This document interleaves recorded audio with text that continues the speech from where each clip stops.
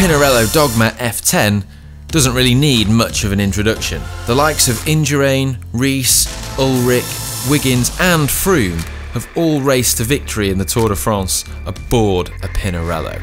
With Pinarello and Team Sky making a hugely rewarding and successful partnership over the last few years, the Italian brand has honed in on pure performance and doesn't design purely aero or lightweight bikes, but just fast bikes, according to Fausto Pinarello himself. So the F10, well, you'd be forgiven in thinking that it looks exactly like an F8, as it does. It's almost like the Italians just got out a piece of tracing paper, but this is deliberate.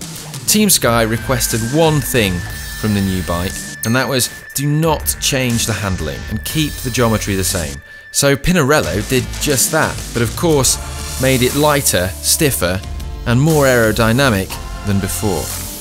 The key differences here are the concaved flat-back technology down tube, which helps stiffness and reduces drag locally around the water bottle around 12 to 15%. Other changes include an increase in the amount of asymmetry around the bottom bracket.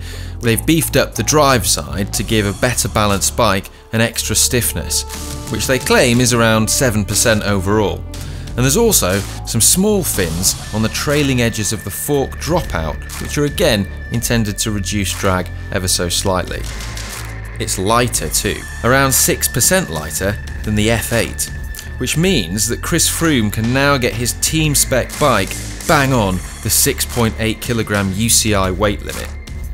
In terms of ride, it's as you were before. It rides amazingly well in all types of conditions and terrain. Sprinting, climbing, descending or just pottering along on the flat, this bike never feels out of place.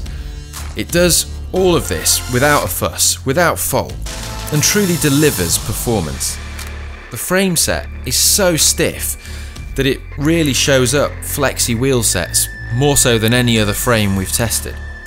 The one downside to all the small percent increases of stiffness though is that it does bring a small penalty to comfort compared with the Pinarello F8, even when using 25mm tyres, which the frame can now accommodate. But it's a small price to pay for an awesome bike that will be sure to improve your ride, whatever it may be.